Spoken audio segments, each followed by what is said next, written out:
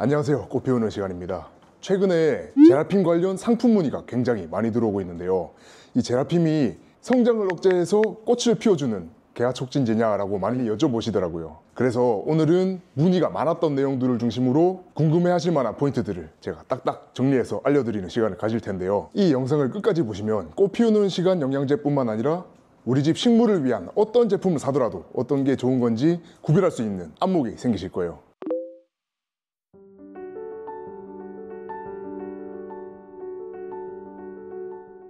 자, 우선 가장 많이 들어왔던 질문이 이 제라핌은 성장 억제제인가요? 라는 질문이었어요. 우선 결론부터 말씀드리면 제라핌은 성장 억제제가 아닙니다. 성장이 멈춰야 꽃이 핀다? 이건 30년 전에도 존재했던 잘못된 인식인데요. 예전부터 연작으로 인해서 땅심이 계속 나빠지고 흐린 날이 지속되어서 광합성량이 줄어들어서 과육이 발달하지 않고 꽃이 생기지 않고 그 웃자라기만 하는 이런 문제점들은 항상 존재해 왔어요. 이 웃자람을 억제하기 위해서 억제약을 자꾸 써가지고 이 식물의 기본 건강도가 나빠지는 거예요. 건강도가 나빠지면 면역력이 떨어지게 되고 그러면 각종 병충해에 시달리게 되겠죠. 이런 피해를 당하는 농민들이 굉장히 많아짐에 따라서 저희 아버지께서 이 잘못된 인식을 고치기 위해서 정말 많은 노력을 하셨어요. 우리가 웃자란다 토장된다 할 때 여러분들이 웃자라면은 억제약을 막 쳐가지고 이 작물을 강제 억압시키죠. 그건 잘못된 방법이라는 얘기입니다. 근본적으로 작물한테 아주 못된 짓을 한다는 얘기입니다. 그거는 아니다는 얘기입니다.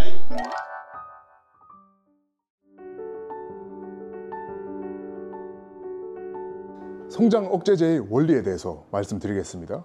이 성장 억제제는 복합적인 메커니즘으로 이 식물 지상부, 줄기와 잎 부분, 이 지상부의 세력을 약하게 만드는 거예요. 지상부가 약해지면 이 옥신 분비량이 줄어들고 뿌리로 갈 수 있는 성장 호르몬이 줄어들기 때문에 자연스럽게 뿌리도 약해질 수밖에 없는 거죠. 따라서 억제제를 써서 이 상부의 성장을 막는 것은 이 뿌리의 성장을 막는 것과 똑같다고 생각하시면 좋습니다. 사람으로 치면 한창 이 유아기에 많이 먹고 이 성장해야 될 나이에 소화기관을 망쳐버리는 것과 똑같은 상황인 거죠. 그래서 억제제를 받은 아이들은 키도 작고 이 줄기의 굵기도 작으면서 이 세력도 약하고 면역력도 약하고 그냥 비실비실한 아이로 나머지 인생을 살아가게 됩니다. 자, 그렇다면 정확히 어떻게 해줘야 꽃이 피는 걸까요? 결론부터 말하자면 영양소와 에너지가 충분해야 꽃이 핀다 입니다. 제가 그 원리에 대해서 아주 쉽게 설명을 해드릴게요.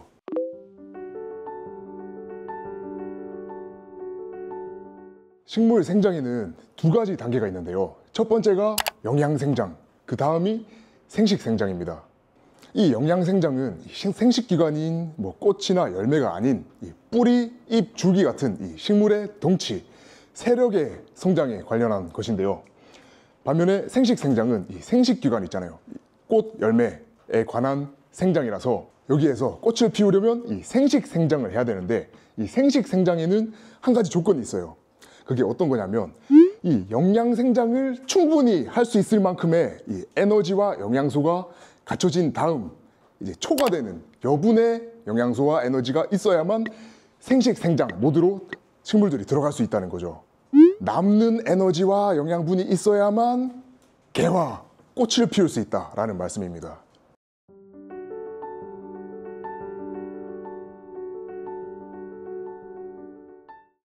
아까 말씀드렸다시피 생식생장을 해야만 꽃을 피울 수가 있는데 생식생장을 하려면 영양소와 에너지가 초과로 이 여분까지 있을 만큼 충분해야 된다고 말씀드렸잖아요. 그렇다면 이 에너지와 영양소는 어떻게 충분히 할 수 있느냐에 대해서 말씀드리겠습니다. 영양분 관련해서는 아직도 많은 분들이 이 기본 영양소인 NPK에 대해서만 논하는 경향성이 있는데요. 사실은 그것보다 더 중요한 게 식물이 어떻게 신진대사를 하느냐, 어떻게 그 신진대사를 통해서 에너지를 만들어내느냐가 더 중요할 수가 있어요. 이 사람으로 치면 NPK만 논하는 것은 이 사람의 신진대사나 이 소화력이나 그런 것들을 전혀 고려하지 않고 이 탄단지 비율만 고려하는 것과 똑같은 상황인 거죠.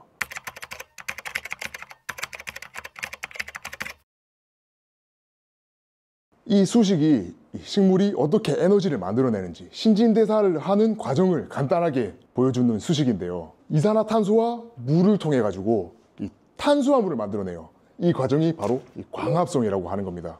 그래서 광합성 동화작용이라고 하고요. 이 탄수화물을 가지고 에너지를 만들어낸다. 그게 바로 이화작용이에요.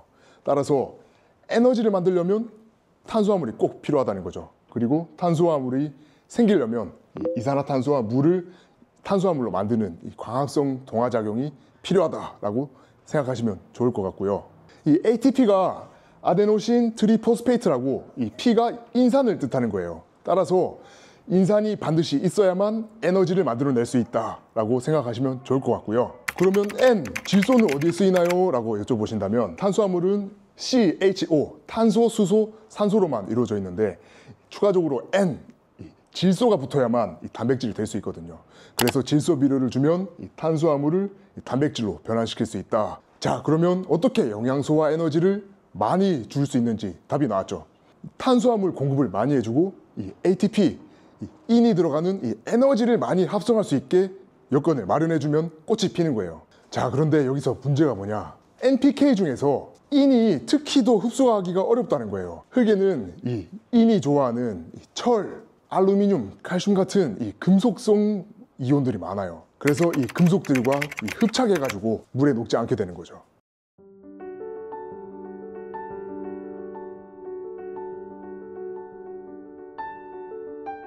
자, 그럼 여기에서 이 식물은 이렇게 흡수하기 어려운 인을 어떤 방식으로 흡수를 하고 있을까요? 참고로 여러분, 인은 이 뿌리로만 흡수할 수 있습니다. 우선 이 흙에서 이 금속과 결합해가지고 물에 안 녹는다 했으니까 이 금속과의 결합을 끊어줘야겠죠. 이 금속과의 결합을 어떻게 끊느냐? 바로 이 산성 액체로 끊게 되는데요. 이 산성 액체는 어디서 분비되느냐? 식물의 뿌리에서 분비가 돼요. 이 식물 뿌리 중에서 어디? 이 세근, 이 잔뿌리의 끝 골무 조직에서 이 산성액이 분비되어서 이 인을 녹여가지고 흡수를 할 수 있게 되는 거죠. 따라서 이 잔뿌리가 잘 발달하는 게 매우 중요하다고 생각할 수 있겠는데요. 근데요, 이 뿌리 하나만으로는 조금 부족해요. 이 인이 워낙 잘 안 녹다 보니까, 그리고 이 뿌리 끝에서 이 산성액이 나와도 널리 퍼질 수 있는 게 아니기 때문에 아주 국부적으로만 인을 흡수할 수 있게 돼요. 이거를 도와주는 게 바로 이 미생물의 역할이죠. 따라서 이 인을 잘 흡수하기 위해서는 첫 번째, 뿌리, 특히 이 잔뿌리가 잘 발달해야 되고요. 두 번째, 흙 속에 이 미생물 생태계가 아주 잘 조성이 되어야 되는 필요성이 있다는 거예요. 이 흙과 뿌리를 건강하게 만들고 햇빛 양이 조금 부족하더라도 이 광합성을 통해서 만들어내는 영양소인 이 탄수화물을 잎에 직접 공급해 줌으로써 영양소와 에너지를 충만하게 한다. 이게 바로 저희 아버지 김원건 박사님의 에너지 원리에 의한 환경농법입니다. 여기에서 생각나는 거 있으시죠? 이 탄수화물을 잎에 직접 공급한다. 네, 맞습니다. 바로 저희 제품인 따사로운 햇볕의 역할이고요. 이 인, 에너지에 들어가는 이 인 성분의 흡수를 돕는다. 어떻게? 잔뿌리를 발달시키고 미생물 생태계를 조성해줘서. 이게 바로 뿌리솔솔과 제라핌에 들어있는 관솔, 농축액 성분의 역할입니다. 아버지께서 항상 말씀하셨던 게 식물을 근본적으로 튼튼하고 건강하게 만들어야만 꽃도 잘 피고 과육도 실하게 맺힌다. 그리고 병충해도 덜 온다 말씀을 자주 하셨습니다. 사람과 식물은 똑같다고 생각해요. 겉도 물론 중요하지만 속을 관리를 해줘야 정말 건강하게 키울 수 있다는 점 꼭 기억해 주셨으면 좋겠습니다. 이 어려움을 타개하기 위해서는 기존의 이 농약방 사장님의 약방 사장님에서 이 개념에서 이제는 작물을 처방해 줄 수 있는 의사로 돌변하지 않으면은 경쟁력이 없다는 사실은 우리 한번 심각하게 받아들이지 않으면 안 될 것 같습니다. 농민이 살지 못하고는 우리가 살지 못합니다. 이 농민들을 구해내기 위해서는 경쟁력이 있는 농산물을 생산해야 할 겁니다.